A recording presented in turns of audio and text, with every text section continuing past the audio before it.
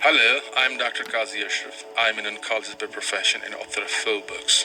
Today, I'm going to talk about something interesting, something very important that touches our lives every single minute of the day, something more contagious than the coronavirus.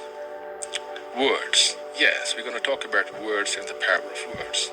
But today, we'll try to understand a hidden aspect of words. I suppose you won't expect me, and rightly so, to talk about all that tried stuff that the motivational speakers are fond of, like how to communicate powerfully or things like how not to devastate your career, your business, or your relationships by using bad language or wrong words. And also, don't expect to hear about the themes like how to choose right words for right situations, how not to annoy people with whom you interact, etc., etc.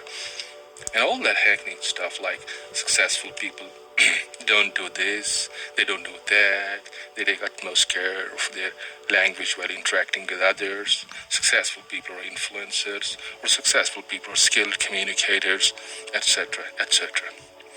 Of course, I will not talk about this stuff precisely because it doesn't prove that words have power, and because evidence tells us a different story. Listen to this. Science tells us that 75% of our communication with other people happens without uttering a word, or in other words, non-verbally. That means even if we take all the precautions to utter beautiful, sensible, and powerful words, it still gives us only 25% leverage. Obviously, our words can't create a powerful change as expected if the words are responsible for only 25% of our communication with others. This is why powerful sermons, beautiful lectures, and terrific speeches fail to move the listeners to change behavior as powerfully as they should.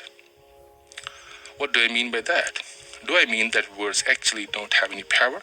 No, I don't mean that. Instead, what I mean is that we are looking for that power at the wrong place. And we are looking at that wrong place precisely because most people don't even know what this power exactly means and where and how this power should be looked for. Let me explain. Just now I said that only 25% of our communication with others happens through words. Then what do we need? What do we do with all the words that we learn in our lifetime if they are not needed? And still say words have power. It turns out that we spend most of our available time in talking to ourselves. We do this self-communication so often that we forget that we are talking to ourselves. We simply do it on an automatic mode and seldom pay attention to it. Why do we do that? And how do we do that? And what is the use of it? These are some questions we need to answer in order to understand power of words. And when we understand how words work, we can really harness that power that words have. Humans think, and so do the animals. Humans have, however, a capacity for abstract thinking, which means that humans think in pictures. But the pictures held in mind have no meaning until and unless they have a name or a tag that they can be recognized, sorted, or filed. These tags are provided by the words. So when we think, we actually see pictures with associated words. And it is these associated words that give meaning and expression to these pictures. When we communicate, we do in effect throw these pictures out so that they can be picked up by others. And by doing so, we express our thoughts. So words are merely a vehicle that carries our thoughts. The power that we talk about is in the thought and not in the word per se. But the words, like a vehicle, can change the direction of the thoughts and hence of that power associated with the words. This is very important to understand in order to exploit the power to our advantage. Now let's move a step further. Life is not always a matter of luck or chance. This world was never intended by God to be a casino. Most of what happens in our life happens because of us. Because of something that we create, direct, influence, or allow to happen. There are 5 prominent processes which, by and large, control our lives: emotions, thoughts, feelings, beliefs, habits, and behavior. These processes interact with each other holistically and can be regarded as the basic tools which nature has put in place to create programming of our mind and body. These programming tools interact with the environment, both internal as well as external, and all types of stimuli to establish a particular pattern or perspective of an individual. Every single component process acts on the whole, and the whole in turn affects the individual component processes. Thus, a powerful interacting circuit is established. Beliefs occupy a central position in this circuit. Everything goes back and forth around the beliefs, which in turn qualify and quantify the results. And belief formation begins from the day we are born. Our conditioning creates and firmly puts in place most of what we believe in and about the world around us. We believe in what we are programmed with, and that determines our all subsequent behavior and actions. Beliefs give us the perspective, the paradigm, or the map according to which we view, understand, and analyze the world and the worldly affairs. Whether our beliefs are right or wrong, true or false, it hardly matters. What matters is what we believe in and how firmly we believe in what we believe in. Beliefs are powerful. They make a thing appear to be totally different than what it really is. The good news is that belief is not a thing cast in stone. It's actually fluid. Beliefs can be changed because the rate-limiting step in belief formation and its modification is thought or thinking process. Thus, if the rate-limiting process is modified, that should eventually tip the balance favorably. Now you can say that's okay, but how to modify the rate-limiting step or thought? That's exactly where the role of words and the power of words comes into play. As I said, the words are the tools by which we give shape to our thoughts or to those pictures that we hold in our mind. We always associate these thought pictures with words in order to make a mental file. If for any reason we happen to lose the associated word, we tend to lose the terrain of thought, and we even lose the whole sequence of thought. Now that's the point where we can manipulate the words to handle the power that we have been talking about. The question is, how can we use that power? The answer? Change the words, change the thought, and change the beliefs. And the rest are the details. Is it that simple? Actually it is. How does it work? It works because, as we saw, thinking never happens in isolation. It is always connected with its sister processes like emotion, feeling, beliefs, habit formation, and behavior.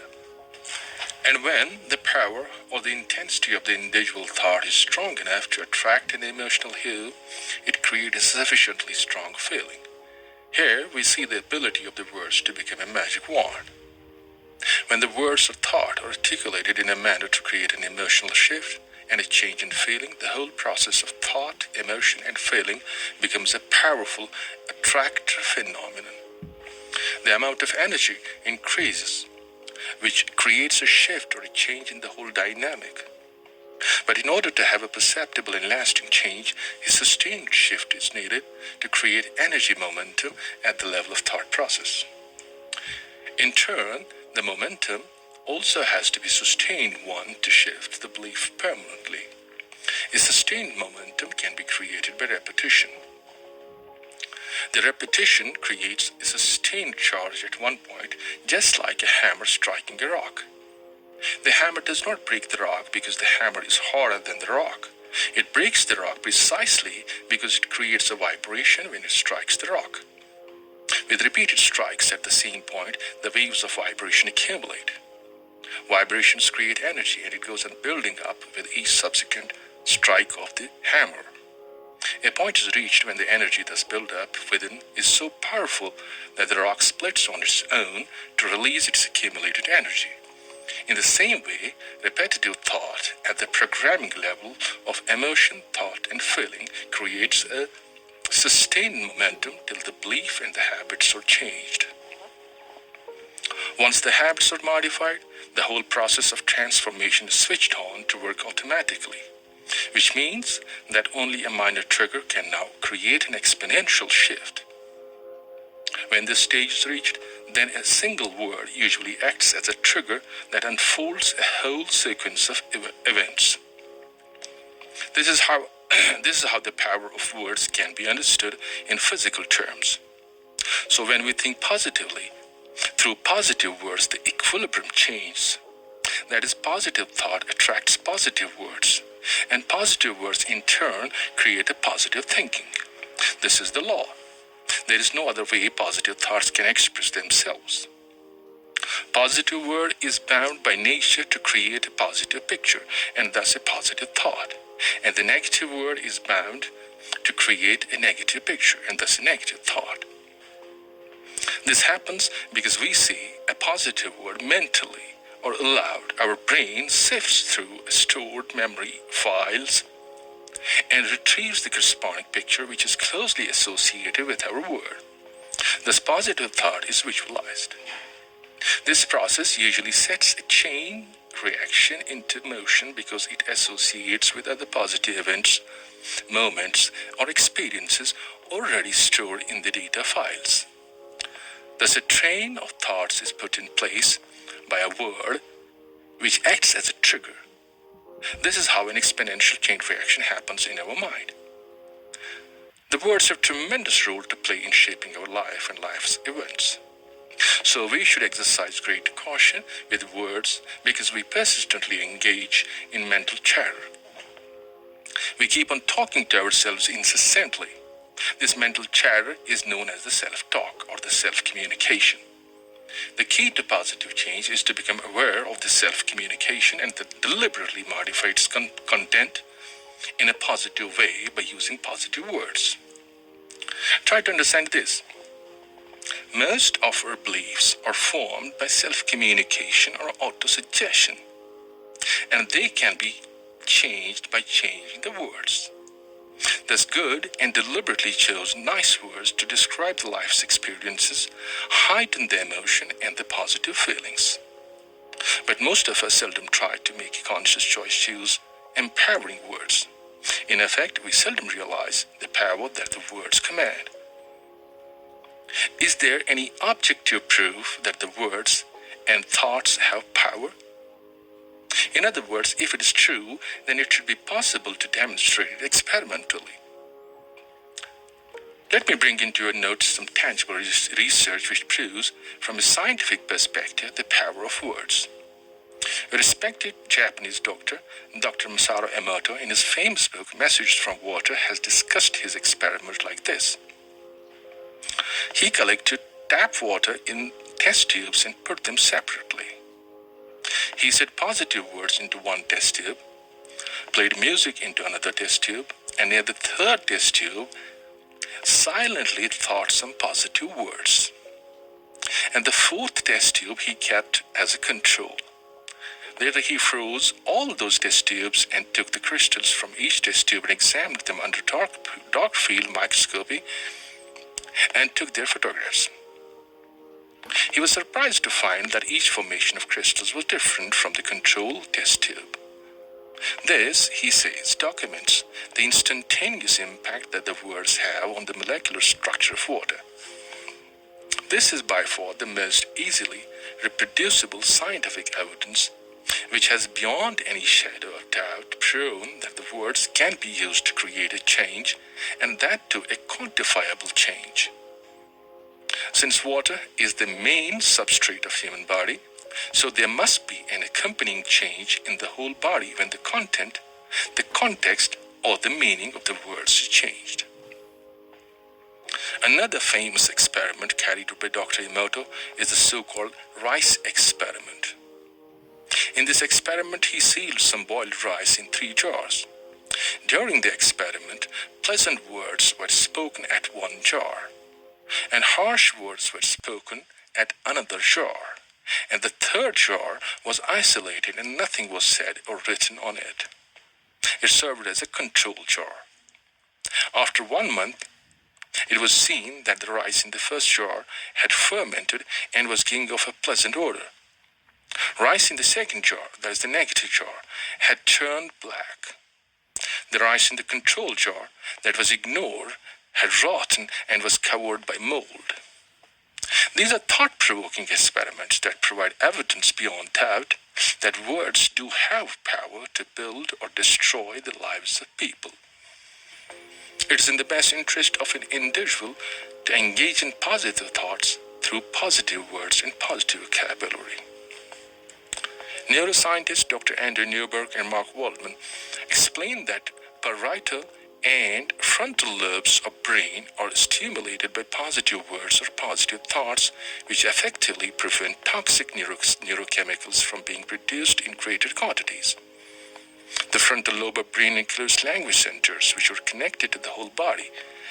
As these language centers are stimulated by peaceful words, thoughts, and feelings, we are more likely to act in a calmer way, and this in turn generates more peaceful thoughts. Neural circuits are created, and this cycle continues. Words, as per the research, can even alter the expression of genes in our body, thus can affect our biological growth. This is a real piece of phenomenally important information. If we take the trouble to change ourselves for better, we will not only be successful individuals, but we can make the world a better place for everyone.